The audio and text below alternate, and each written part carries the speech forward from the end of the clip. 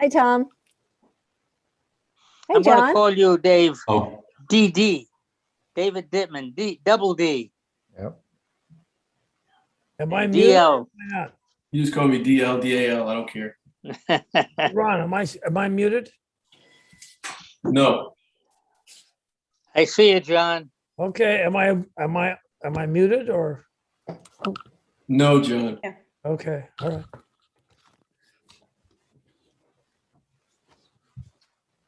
So it's 4:30. I don't know if you want to wait another minute to see if others show up. I think we're only missing Barbara. Barbara. Yeah, I think that's it. And Erin. Okay, thank you so much. Thank you, Ron, for sending the agenda also today. So it was right on top of my email. Yeah, I got an Really email from appreciate- somebody else as well. So, yep, anytime. I'd have found it, but that made it a lot easier. Yep. Couple of keystrokes. Thanks, Dave Lepore, for that. He emailed me. Thank you, David. Oh, you're So welcome. so glad to have you here. I thought I had deleted the agenda in error. I guess that wasn't the case.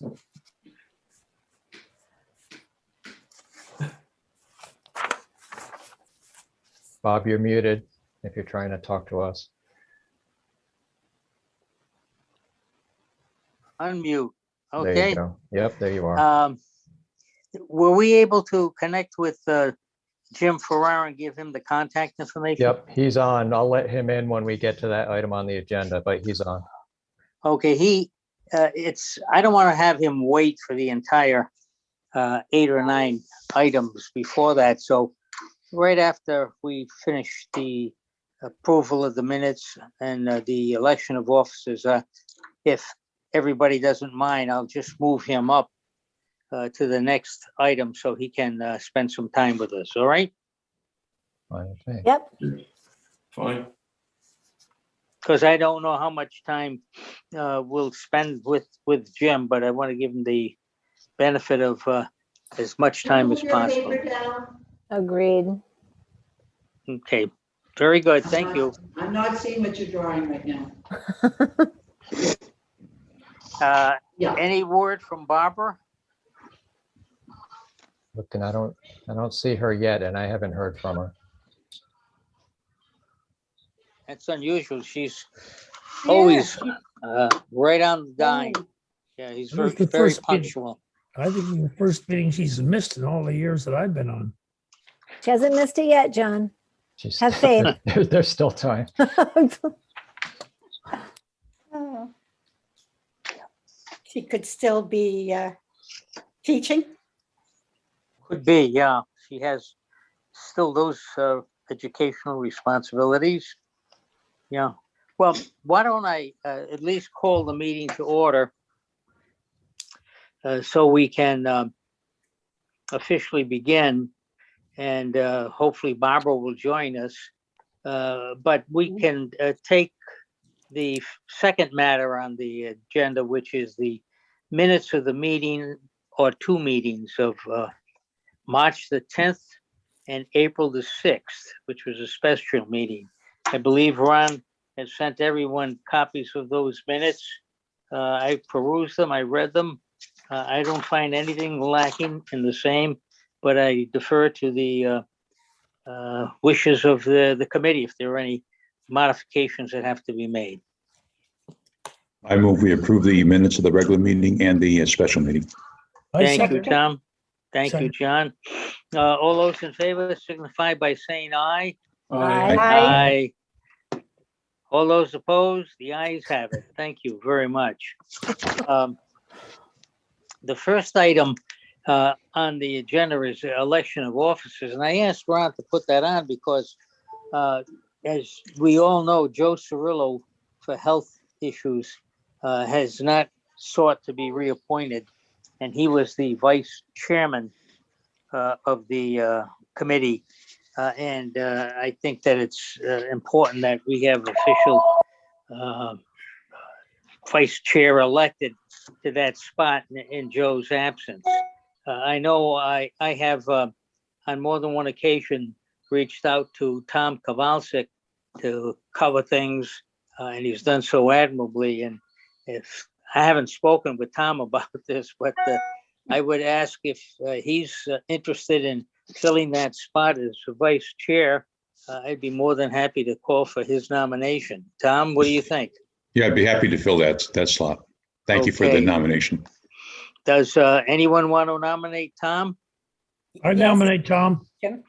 John Yep. I Bagwell? nominate. And Yep. a second? Second, I'll second. Lee, second. Are there any further nominations for the position of vice chair? If not, close the nominations. And all those in favor, please signify by saying aye. Aye. Aye. And those not in favor?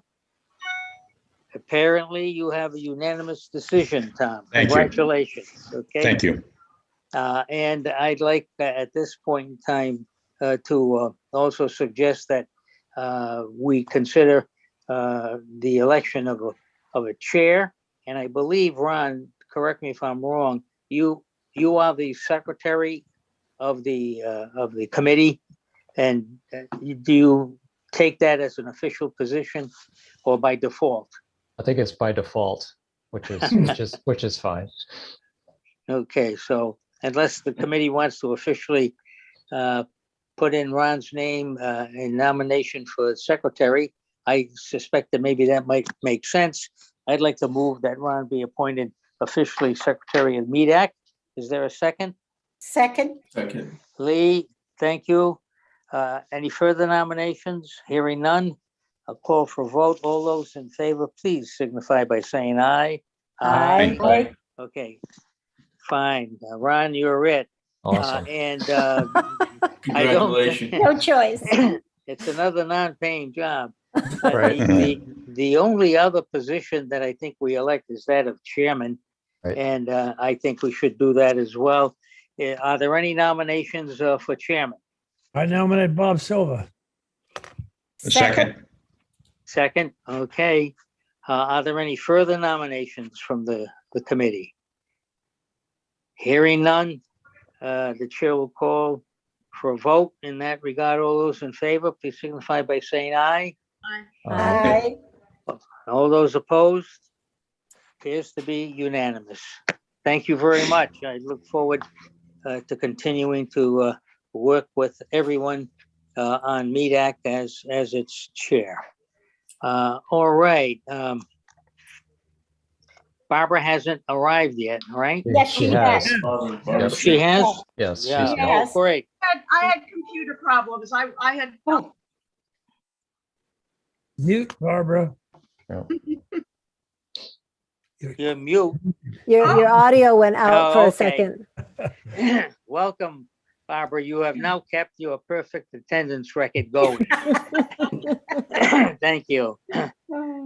With respect to attendance, I think I officially would like to welcome David Dittman, recently appointed to our board. Dave, David's on board with us. I've worked with David on a number of other nonprofit type committees, YMCA and whatnot. And I remember him going back to the days when he owned and ran the Newport Gulls. And he's very civic minded, and we're so delighted to have you with us, Dave. Welcome aboard. Oh, David, you're muted. You Muted. muted. gotta unmute. You are Okay. muted. Okay, I'm not. How about now? How far? That's good. You're fully Loud and clear. acceptable. Yes, thank you very much. All right. Okay.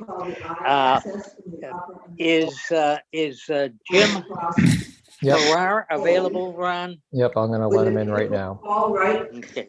with I'm those gonna- two cross. I'm gonna mute Tom. Tom, I have to mute you because Not there's too much necessarily. noise.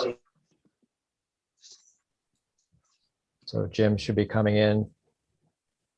Jim, if you can hear us, you can turn on your camera and your microphone and you'll be all ready to go. Are we all muted or? No, I just muted Tom because there was some background noise. He's still with us though. Jim, if you can hear us, you can go ahead and unmute yourself. I don't see him. There he is. Can you hear me? We Yeah. can. How you All doing, right, Jim? good. I'm trying Harry, are to. you muted? I'm trying to get my picture up here. Oh, I got Jim Farrar with no picture. Give me a prompt. Oh, there you are. The bottom of your screen, there should be a, Yeah, there should be a button. I'm not Start seeing video. it He on is my on. end. There he is. Oh, there we go. Yeah. There, you're on, Jim. All right, Jimmy, now you're in. You're clear. Can you hear as me a bell. okay? Yes. Yep. Okay, great. Great. Thank you so very much for making yourself available to sit with the committee this afternoon. Essentially, the matter that Jim has been asked to speak to is the update on the potential undergrounding of utilities in the Atlantic Beach District, which has been an ongoing effort of MEDAC now for several years. And Jim has a particular expertise as a practical matter because he's the project manager for the undergrounding that is taking place at Indian Avenue leading to the access to Third Beach. And John Bagwell felt that Jim has been working on that project with National Grid and would have a particular expertise by virtue of that effort. And John asked him if he would consider sharing with us the details, if you will, of that project and what it has entailed to date. And also, I asked Ron to send Jim some background information, reports and whatnot, and the plans of the Atlantic Beach District utility effort to date. And I believe you received that, Jim, and you've had an opportunity to look at it.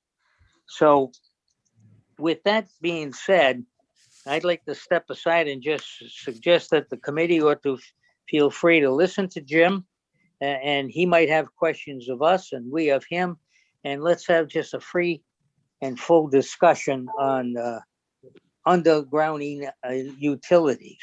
To date, the biggest obstacle to us going forward has been the proposed cost that we've received from the National Grid engineers, and the cost not quite as high, but which we receive from our own engineers from Ashang and Brooklyn. So with that said, Jim, what is it like to be out there in the wilderness trying to underground utilities working with National Grid? And how have you done it on Indian Avenue? All right. Thank you for that introduction. So I'll start off with just telling you the process that we've gone through with the planning and implementation of the undergrounding on Indian, and then I can comment a little bit about the information that Ron and Bob have passed over regarding cost and the preliminary feasibility study that was done for the Quinnick Avenue piece.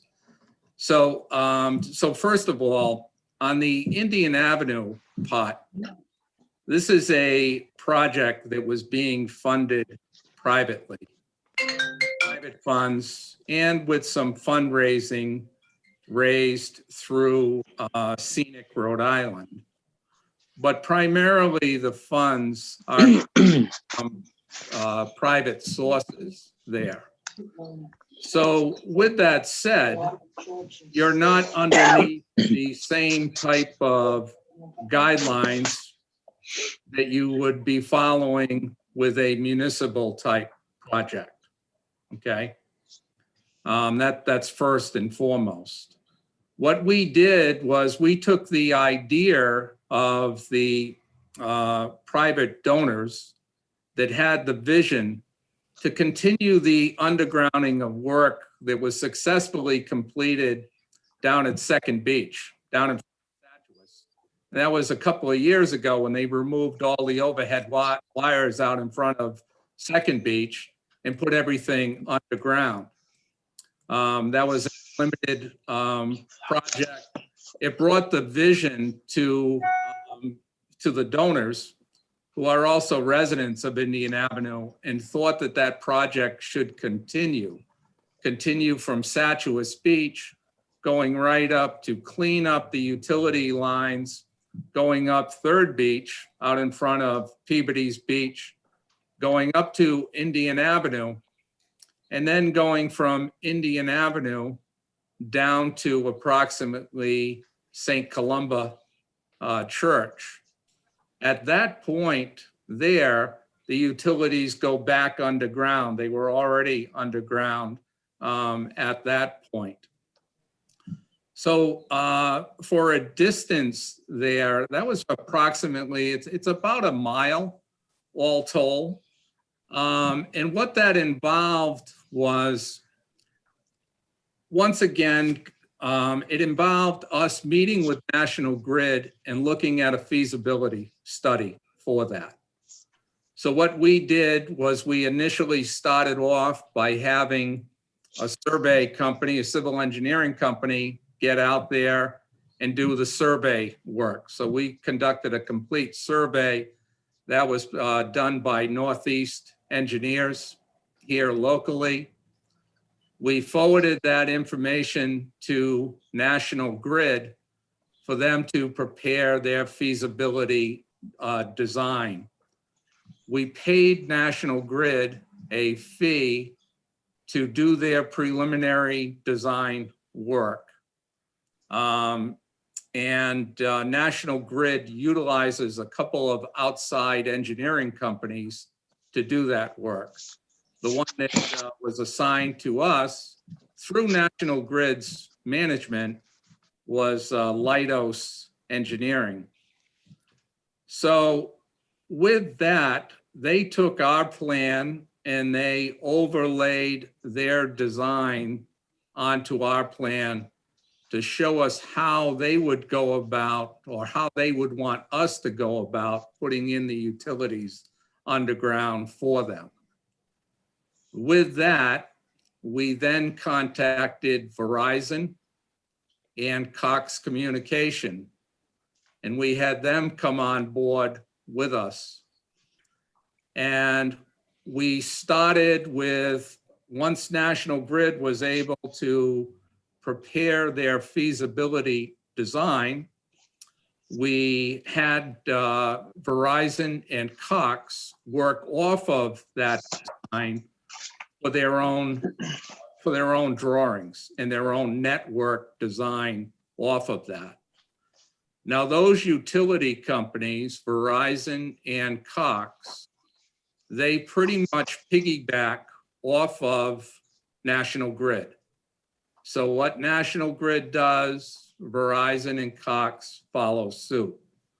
Where National Grid puts their equipment, transformers, handholds, Verizon and Cox typically follow, and they basically, everything is going side by side.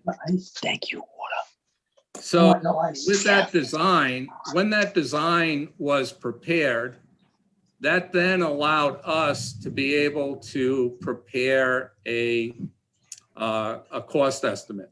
So we went through and we had to do a lot of very detailed work to prepare a very detailed construction cost estimate.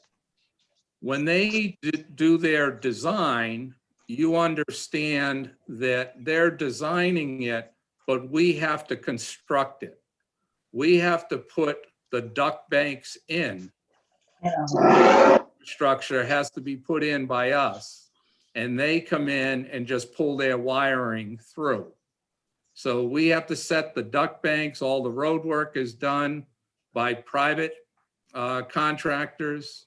We set all the handholds, manholes, transformers, everything. And the grid comes in and they pull all the wires and make the connections. The same with both Cox and Verizon. So we prepared these very detailed cost estimates. We then came to a check to have a better understanding as to what the project's cost was going to be. And then we proceeded to have those drawings go to the next level. And the next level was to make sure that we were adding more detail to the design so that we could start to go out and get accurate bids for all the roadwork construction, the duct banks, all of the equipment was going in. And we went out and put that out to individual trades for competitive bid. And when you're doing a project like that, the bids that we have, and what happens is that all of that work ends up underneath my company's umbrella. We become the construction manager, general contractor, and all those proposals are directly with us. That includes the contracts that we had with National Grid, Verizon, and Cox Communication. So we were the main, contractor, construction manager, and the main facilitator of that work. Let me back up to one of the most important parts of this is that's leading to the construction process. But alongside of that took place very early on, and I'm sure you've heard it with the representatives from National Grid, is that when you undertake a project like this, they want to make sure that they have 100% buy-in by the people that they are connecting. So everybody that they're connecting to underground service, they need approvals to be able to do that. So for us, it was a game breaker. It was a non-show if one of the residents on Indian Avenue decided that they did not want to participate in the project. That would have been a major issue for National Grid, and the project would not have gone forward. So with that said, there was a lot of PR work that was done with that. And people having good relationships, neighborly relationships that allowed that to happen. Then we came to the legal aspect of the project. All of those properties required easements. So every property that we were dealing with had to provide easements. So there was a lot of legal work that was done between local legal representation that was funded through the backers of the project.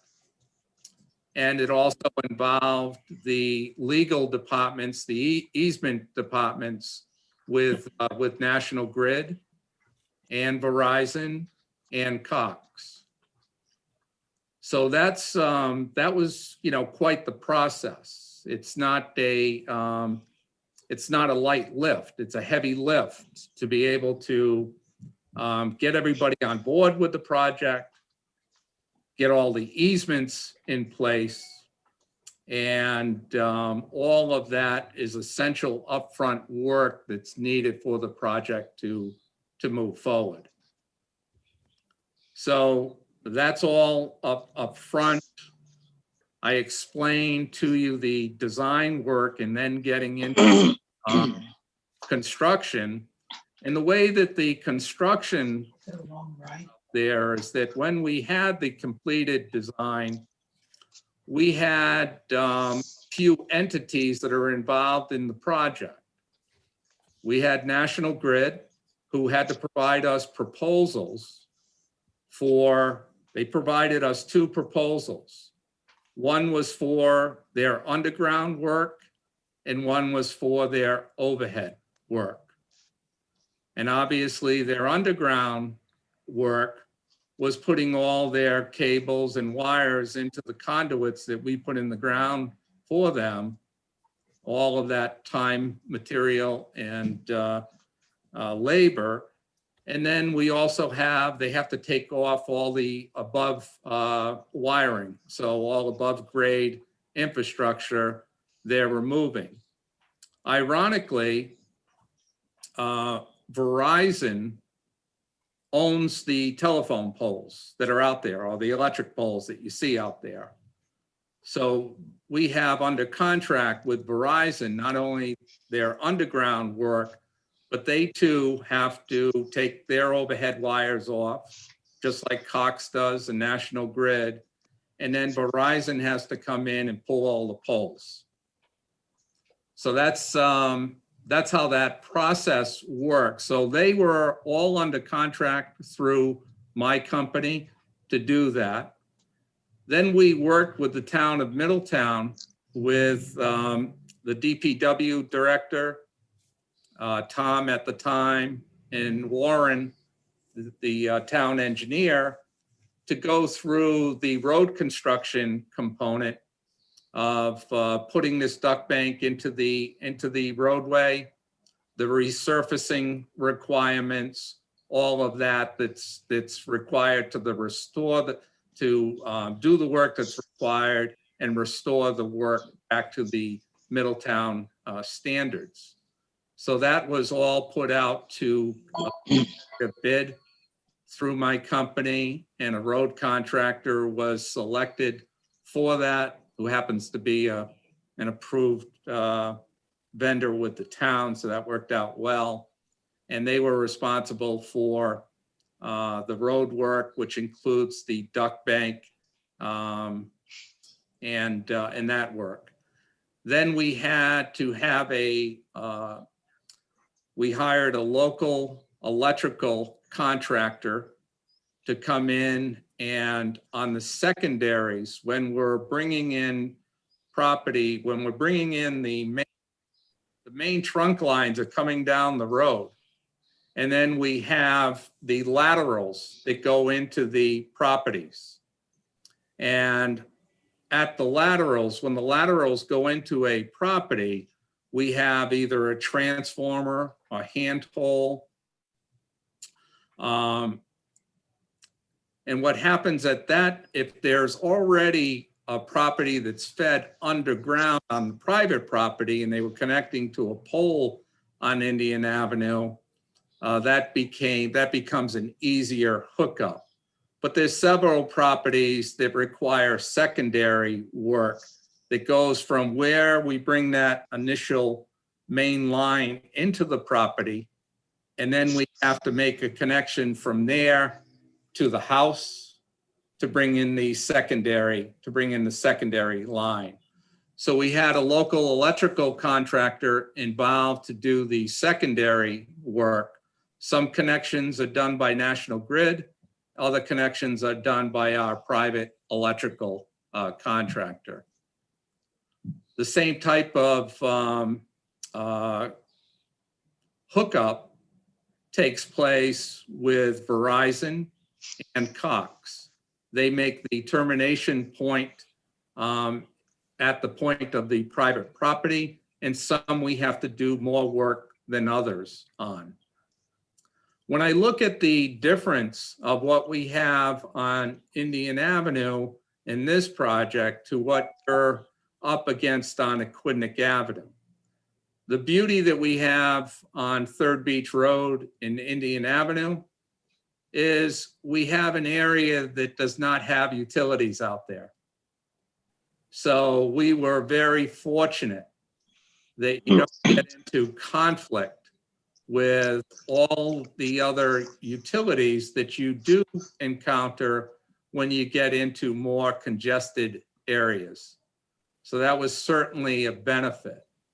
One of the things that we did up front is I did some geotechnical work where we brought in a drilling rig and went down to make sure that we weren't going to be hitting ledge, and tried to get as much information on the subsurface materials we were going to be up against before we started. And we had favorable results on all of that. So when we went into this area to do that, one of the differences that I see with your project is, once again, we were in an area that didn't have a lot of conflict with all the other utilities, water, gases, sewer, storm drainage, everything else that you're going to encounter out there. The soil conditions were pretty favorable.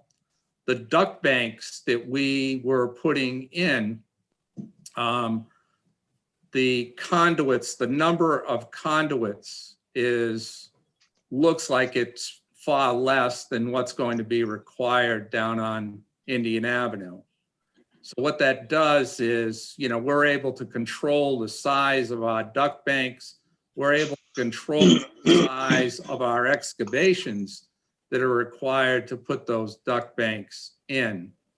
There's a tremendous amount of coordination and strong working relationships that we have with the utility companies to be able to successfully pull that off. And National Grid, we're fortunate here that we do have some local Middletown blood that's in National Grid, and that was very, very helpful to us in working our way through the project. A couple of the local residents and engineers just have been extremely helpful to us with getting this project successfully completed. So the duct bank, once again, National Grid even worked with us to make sure that we weren't putting in anything in excess. Everybody wants extra conduits. They want, extra this. We were able to get everything within reason and minimize the size of our duct banks. When I did the review of some of just the preliminary information that was forwarded, it looks like we've got some sizable duct banks that are being proposed. It's in some areas could be 12 conduits going down. They range in size from 5-inch, 4-inch, 3.5-inch. So what you're looking at with that is that's a strong number that you have. And that means that you're either getting deeper to put all of that in, or you're getting wider. So we have to work with the grid to look at, the final configuration or the profile of that duct bank. And then along with that, it looks like when we look at those, when I look at this, and all of what I'm saying right here of this review of this information requires obviously further clarification, when you're speaking to Grid, Verizon, and Cox. But usually when I see a document that's produced by National Grid, it represents National Grid's requirements and not that of Cox and Verizon. So if we're looking at a document that shows 12 conduits, my question to Grid is, what do you guys have? How many conduits are we putting in? Do you own these 12? What am I accommodating for Verizon? What am I accommodating for and to nail that, to nail that down. So I think that, that provides you kind of a good overview, a general overview of the process. What you have done is you do have a feasibility study that was done. So you do have a plan that shows the outline of the routing of the systems, and it shows the general parameters as to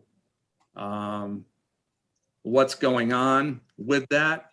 So the question of the duck bank requires some more clarification.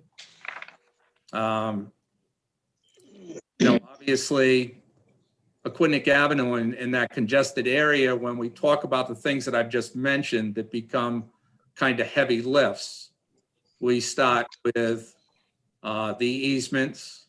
We start with getting the property owners to buy in that they want this project to happen, and they're going to sign those easements to see it all happen. And that the design gets tightened up, which includes Cox and Verizon. And the pricing effort continues.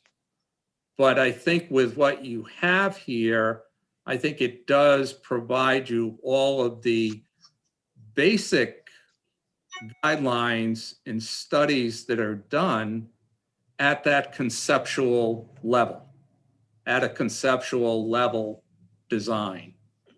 So there's, there's some numbers here that were put out that just need some further clarification, so that when you see that plus or minus 25%, you're able to throttle that in better and continue to refine it. It goes from a conceptual design to a schematic design to a design development, and then reaching a construction document. So Jimmy, if I might, Yep. when did this project on Indian start, and at what point of its development is it at now? So, good question, Bob. We started at least a couple of years ago. And we started construction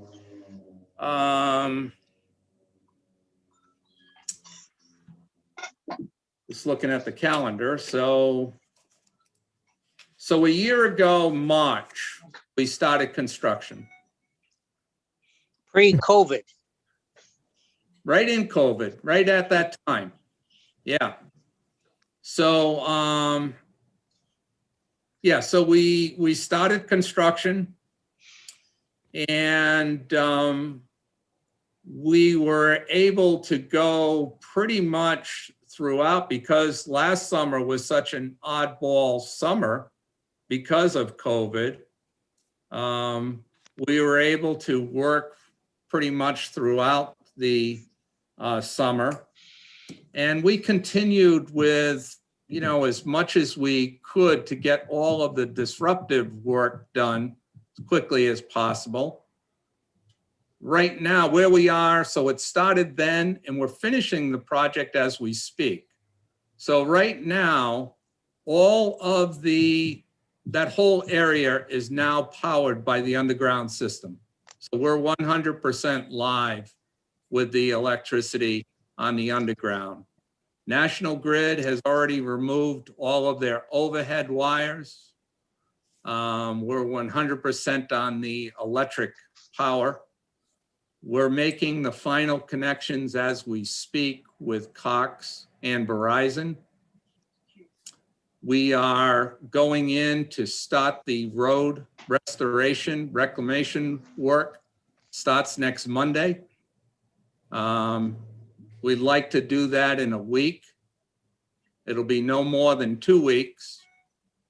And we are pushing Verizon to come in and take down their wires as soon as Cox and Verizon make their final connections, which they're pretty well there. Then they can come in and remove all the poles. Okay, so We're you're wrapping it up. well along, yep. Yeah, we're wrapping it up. It's going to be wrapped up. Certainly, our goal was to get it done before the season starts in the middle of May, and we're on track to do that. So everything you've gone through, we as a town would have to go through plus more, because of the existence of all the utilities in Aquidneck Avenue, which you don't have in Indian Avenue. Ours Correct. is a more complicated project then. It is. It is. It's complicated because, you know, once again, you're going to have obviously all of those steps still have to be taken. You've got the legal work that's going to need to be done with the easements and getting everyone to buy into it. Is there a question or? Yeah, I have a question. Yep. Jim, John Bagwell. I've read materials and reports about other towns that have done this. And if there's an alternative to go stay away from a street such as Aquidneck Avenue and go behind the buildings, they often that's an option they choose. And two points occurred to me, and one was to do the undergrounding behind the buildings, and which I thought obviously could be less disruptive. And secondly, it's my understanding that National Grid's substation on Aquidneck Avenue is eventually going to be closed down. And they now have poles running along the west side of the east side of the pond, the west side of on the other west side of Aquidneck Avenue, with wires, power lines going above ground, I guess into Newport, around the First Beach area. So my question was, once that substation is closed down, they would normally take the poles down. But rather than take the poles down, could that be an alternative to keep? We would remove the overheads from Aquidneck Avenue, and put them overhead on what are now the National Grid poles. But one of the questions that I had several months ago was, let's get Jim Farrar here and tell us if undergrounding on the other side of the buildings would be less costly and less disruptive. And that's a question that I put out to you. I don't. No, I think, John, from a practical standpoint, I think you're right on. You know, Wave Avenue is a sleepy road compared to Aquidneck Avenue. So it makes the accessibility, utilities there, I'm sure, are far less than what's out on Aquidneck. So all of that makes a lot of sense. What needs to tie to that is to see that this all has to tie to National Grid's network. So, you know, it's something that needs to be proposed to National Grid, that we look at it as a benefit. We know it's a benefit from a construction end, the ease of being able to maneuver and getting those systems in place. We know that that's an improvement. So we would need to follow up with the grid to see how that's working from the infrastructure standpoint. Well, yeah, and that's obviously something that we needed somebody who had worked with National Grid that knows the process. And we're blessed by having you right here in town. And I'm sure everyone can appreciate when you're working with the utilities, they are bureaucracies, right? There's a lot that you have to do. There's a lot of chasing. There's nothing that comes easy. You have to continue to chase, and you need to keep people's full attention on it. We've been fortunate that we've been able to do that. And again, with some good local guys that are on the engineering team of National Grid. So it's been helpful in that regard, but I can tell you, John, it's a task. Go ahead, Barbara. Jimmy, you've already dealt with some of the plus and minus estimates for your job on Indian Avenue. And I guess those estimates are created from the private sector, from your end, and also from National Grid's end. How accurate do you find National Grid's estimate of costs for the project to be? And is there any room to negotiate with them? Well, we were fortunate that we did our estimates up front with some information that National Grid was providing. We used that as our baseline to move the project forward. Our project's coming in under budget, so we're going to be a good amount under budget, and so it's a very successful project. National Grid's Yeah. weigh-in. Yeah, National Grid's weigh-in on that project is that, like I said, they gave me 2 proposals, Bob, and their work that I'm paying them exceeds $1 million. It was probably like 1.2 million, and they're holding to that number.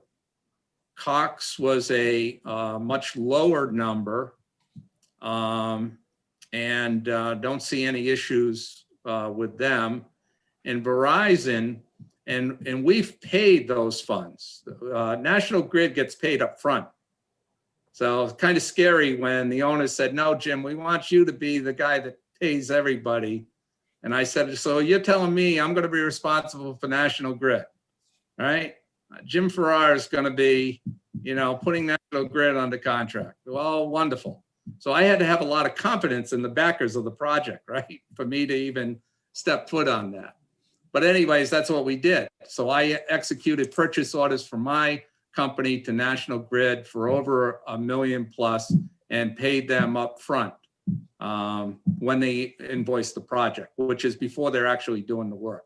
So so Verizon's another one. Theirs is a few $100,000, and they gave me the number and they said, Jim, we're going to invoice you at the end of the project when we complete our work. So I'm waiting for their tab to come in, and I'm expecting it to be what they told me it should be. Jim, what Generally was the total? speaking, what is the total, for your project? It was like 3.8 million. And that's for about a mile of undergrounding? Yeah, yeah. Now, when you compare that linear distance to our project, where are we? I don't have anything in front of me. It's just I haven't done the math on it, but it's just the process is the same, Bob, but it's an entirely different animal. Yeah, with all the utilities. With everything, So the other thing is, don't forget, we had private money. We were able to work with private companies. We were able to negotiate numbers with municipal, state, and federal funds involved.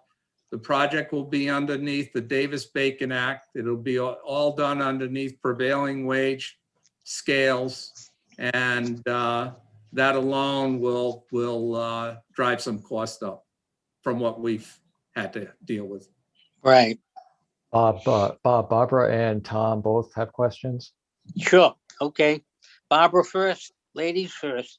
Okay, one of the things that I keep hearing is that there has to be 100% buy-in. And it would seem to me, from a logical point of view, that 100% of the people would want it. So there must be some reason why some of them might not. And for me, the answer has to be financial. So my question is, what does the 100% buy-in represent? Do each of these people who are affected by this, do they have to come up with money to, I'm not an engineer, so I might be asking something that's not sensible, and I'm sorry, I apologize for that. But will they have to tie in like you would have to do with sewage or water or things like that? In other words, it's not just saying, yes, we think it's a great idea. It must be costing them something. No, and your question's a very good question. So it's certainly, it's certainly a great question. You're expecting, we're not charging anything to private property owners to connect. We have to take that on. So, Okay, but I'm asking about Aquidneck Avenue. well, it would be the same thing. You know, I would think that the way that you would go about it is that you would be responsible for those connections, which would be typical. Now, what can happen is that if you're going in and you're making a secondary connection to a property, and that property has some issues with their electrical, you know, and people go to do that and they say, you know, you really should upgrade this before we make this connection. Then that's where you can end up into, you know, some type of issue and or dispute. We did not have that problem on our project. So once again, what we did was we had our National Grid, Cox, and Verizon putting in all our major, you know, doing our major infrastructure coming into the properties. And then on some properties, we had to take it from there and we had to bring in, I actually had a, rather than a road contractor, I had a landscape contractor, DuPont's, come in and do the work from the point of entry at the property, going down to a connection closer to the house or to the house. We had that done by a private landscape company because we knew that they would be more sensitive to the conditions and the surroundings that we had. And then we had our local electrical contractor make the physical connection. So we were fortunate, maybe in one or two cases that we said to somebody, you should probably upgrade this wire while they're here. And that would be your responsibility. And those were very minor issues, you know, like $1,000 issues. But I think, Barbara, I think you raise a very good question. You just don't know what that's going to present. And you have to say, when that does present, how are we going to handle that situation? Because obviously you don't want to be spending more money upgrading someone else's private property. Exactly. Thank you. Thank you very much. Okay, thank you, Barbara. Tommy, you want to ask a Next thought question? is, do you want? Sure. So Jim, the sense I get is that out of a $3.8 million budget, 1.2 million roughly went to National Grid. So National Right. Grid costs were only 1/3 of the total project cost. That's correct, yeah. Okay. And the second question I have is, if we go to the backside of the buildings on the western side of Aquidneck Avenue, what would your idea be for the businesses that are on the eastern side of Aquidneck Avenue?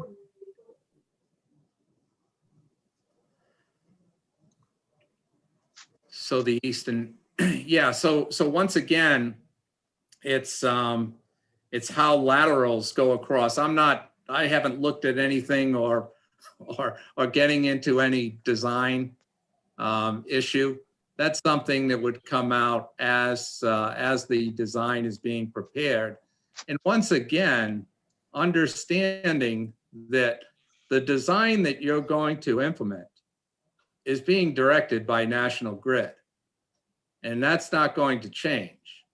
So we can come up with ideas to better it. And they've been very, very good to work with. And they're looking for the best and easiest outcome. But we do have to follow their direction.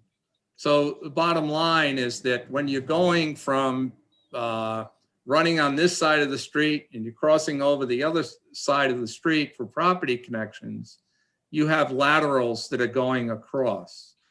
So I would assume that what would end up happening on a Wave Avenue situation is that you would try to take the curse off the size and amount of infrastructure that you're putting in and putting as much of that as you can on Wave Avenue, simplifying the run that you may have to continue going down Aquidneck Avenue which would include attacking laterals going across the street to the eastern connections. But, you know, once again, that's all part of the design, and it's all part of looking at the pros and cons of the options that you have available to you. If I could ask Ron, so far we have reached a certain level of design, and we've included that level of design with National Grid. That design, as I understand it or recall, has nothing to do with Wave Avenue and has all the work being done in Aquidneck Avenue. Is that correct?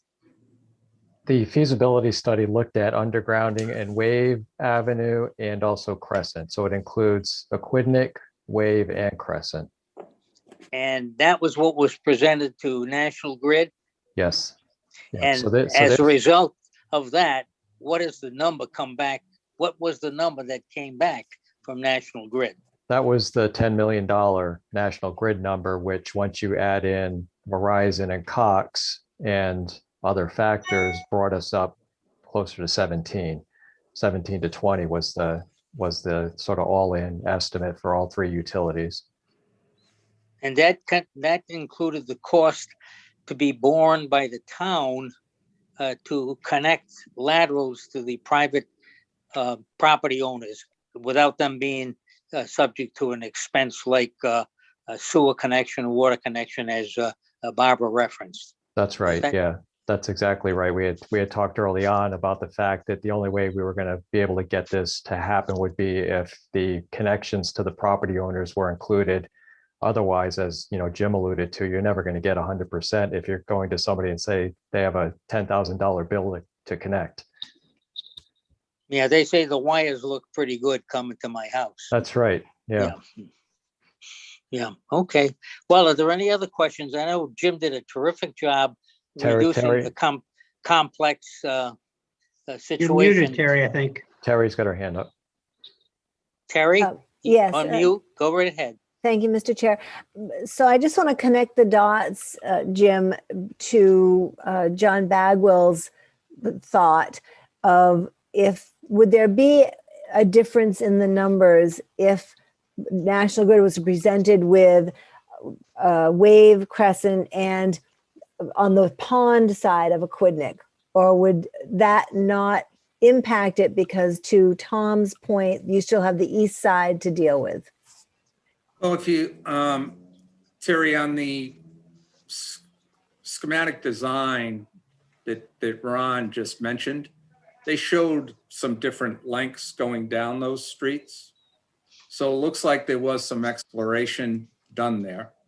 So the next conversation would just be with the grid, is just to bring John's practical idea to the forefront and get clarification on it.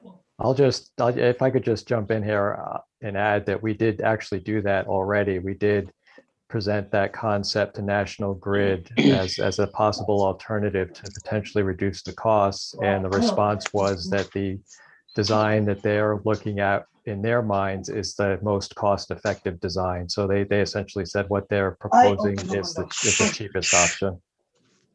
Well, let me just comment on that. I think I went back and I asked somebody to clarify that, and National Grid said, the wire's a wire.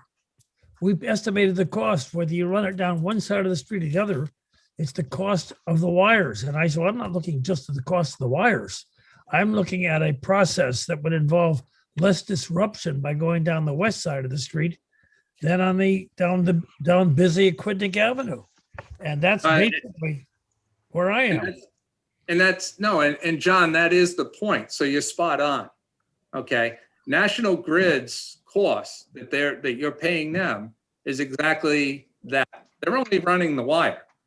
We're putting in all the infrastructure for them. You're bearing the cost of that infrastructure. So you have to answer the contractor to put all of the duct banks in the road. So if it becomes easier to go on Wave Avenue than Aquidneck Avenue for that road contractor to put that duct bank in, then you are the beneficiary of that. You're receiving a benefit from that.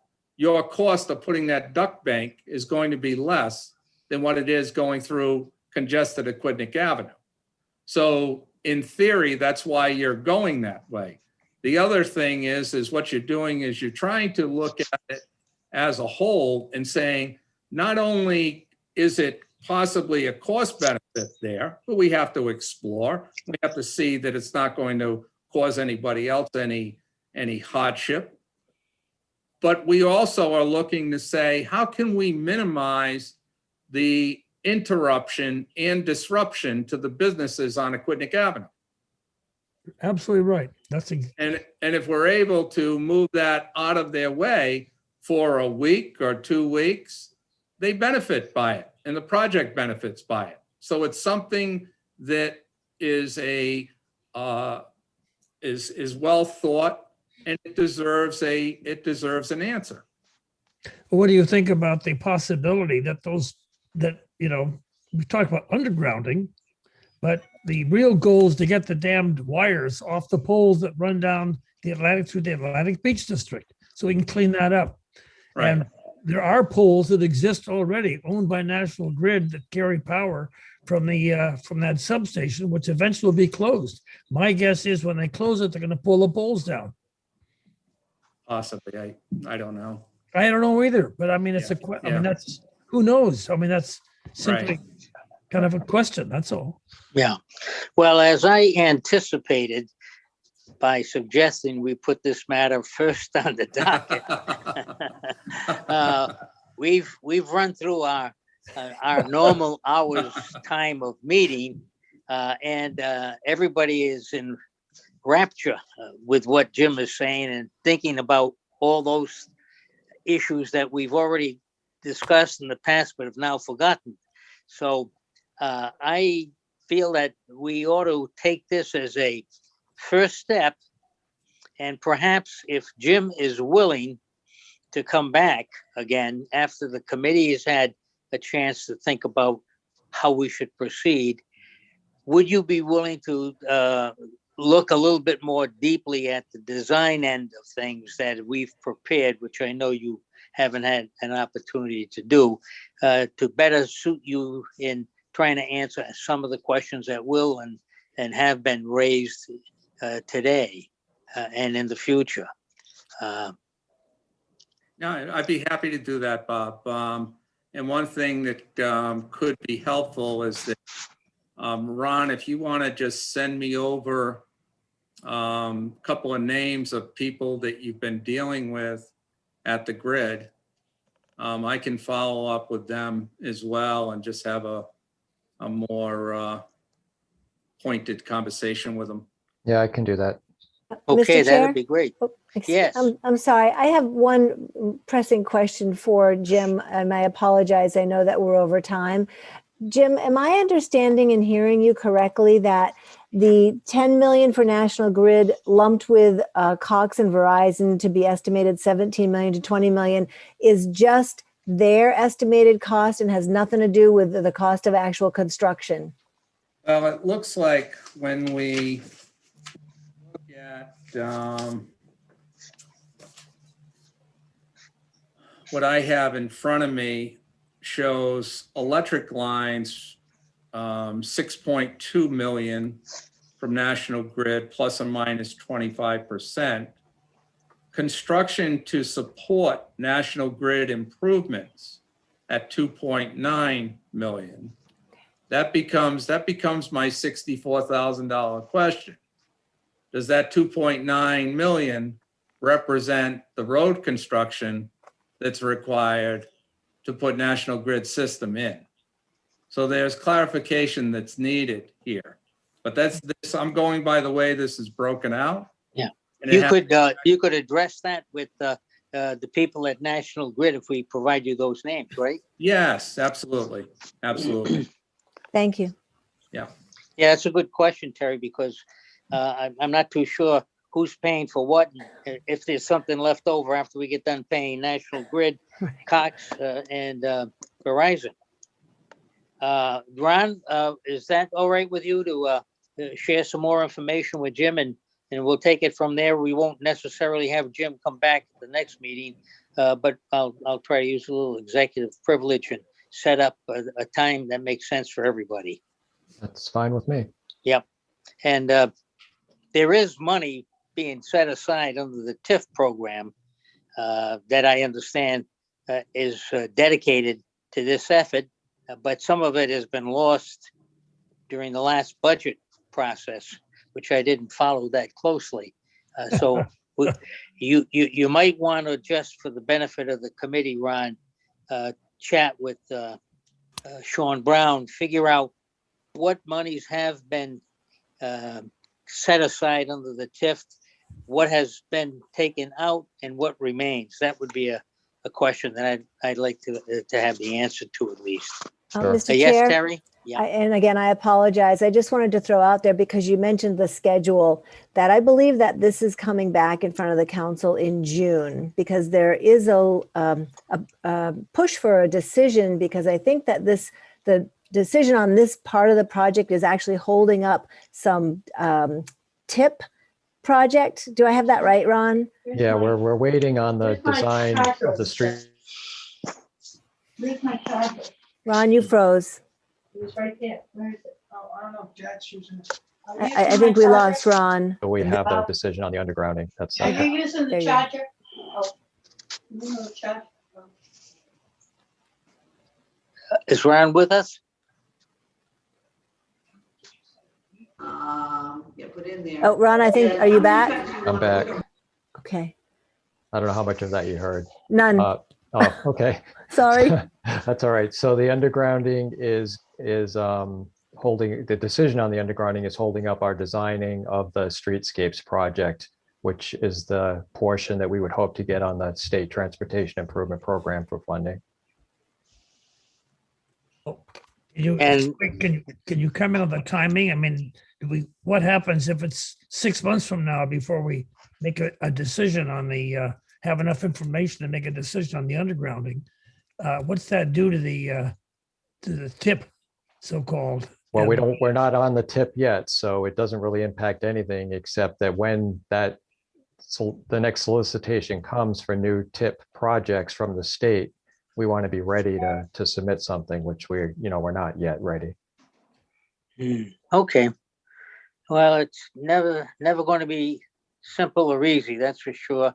But unless you start getting into the weeds with this and discussing it, we'll never move off the dime. I Okay. just had one thing. I think I went to a seminar 2 years ago. I think it was Scenic Rhode Island, one of the groups at the state level, and they flashed on the screen the 3 worst thoroughfares in the state. And Lower Quidnick Avenue had the distinction of being one of the 3 worst scenic thoroughfares in the state. So I think that's, whether we're proud of it or not, I think that's at least what Scenic Rhode Island thinks about Lower Quidnick Avenue, the Atlantic Beach District. Any chance getting money from them to make it look more beautiful? Jim mentioned they got something from it, probably 20 cents. We're using, there are mechanism for the funding to go through. So everything goes through Scenic Rhode Island. It'd be an administrative fee. Yep. Okay. Well, thank you very, very much, Jim. I'll be in touch with you to All further right. this conversation, okay? Nice speaking to everyone. Thank you, Jim. Yep, thank you, Thank you Jim. very much. All right, take care. I leave it with the committee itself. We have only taken up one of 9 items or 8 other items. I don't have any limitation myself on how late we can stay, but Ron, you've got a planning board meeting, don't you? Yeah, we have about 5 more minutes and then I have to jump, which means this meeting has to end. So, Yep. yeah. Okay. Why don't we look very quickly at the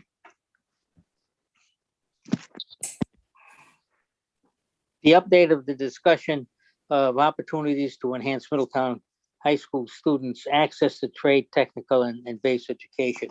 We had a wonderful special meeting with a presentation by Rogers High School principal and others. And that was elucidated in the minutes that Ron submitted to us and we approved. Is there anything that needs to be discussed as an update on that? I really don't think so. Okay. No, Tom?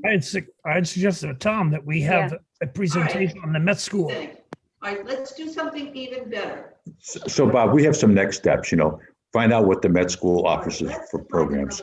That's one step. Another step is look at junior achievement, see what kind of opportunities are there. But prior to that, our immediate next step is to talk to the principal at Middletown High School to get us grounded in what the Middletown High School programs are. Okay. Would you, as the chair with Lee, subcommittee together, move on that with We John will. Bagwell? Yes. Okay. Well, yep. Thank you very much. Update on the West Maine Connington redevelopment effort. I did not get an opportunity for personal reasons to attend the meeting that took place with the council, but apparently a proposal was considered and not approved to engage the services or the expertise of some local developers. And what is the status of that? If somebody from the council can tell me, is it dead or is it, does it have life and should we try to resurrect it? Because I think it's an important project, or if not more important, certainly than undergrounding utilities on the Aquidneck Avenue district. And I would be crushed to know that this project at West Main and Connington has been given the deep six by the council. Can somebody respond to that? I don't know. Barbara's got her hand up. Barbara? Yes, I just want to let you know that there is a motion on the May 3rd agenda docket to resurrect the idea. So how it goes from there, we'll see.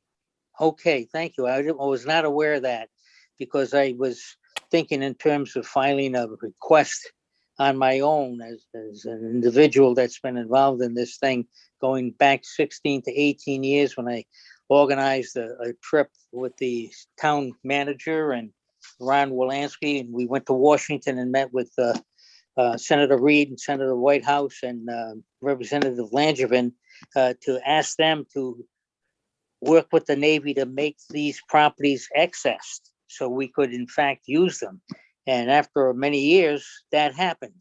And then from there, we took the steps necessary to acquire these properties. It would seem to me that it'd be an absolute tragedy that this project not at least be considered by competent, private interests to tell us whether it needs to be tweaked, needs to be moved forward, or it's something that can't happen. I still don't know the answer to that. I expect and I hope that it can happen. So that's great. So that's the May 9th meeting? Third. May 3rd. Thank you, Barbara. Any other comments on that, or should we just move on? We talked about updates on the Aquidneck Beach Overlay Zoning District. That's still before the council.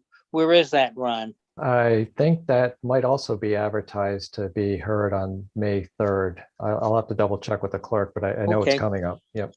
All right. And Number of sides. I'm sorry, Are we off? That's it. that's it? All right, the next meeting is May the 12th. And I thank you for your patience. I thought it was a very productive meeting. And Ron and I will work with Jim Farrar to see if we can keep moving in a general positive direction. Thank you, everyone. Sounds good. Thank Motion you. to Thank you, adjourn. Have a good night. Good night, Okay. everybody. Unanimously approved. Welcome to the group, David. Thank you very much. You're welcome.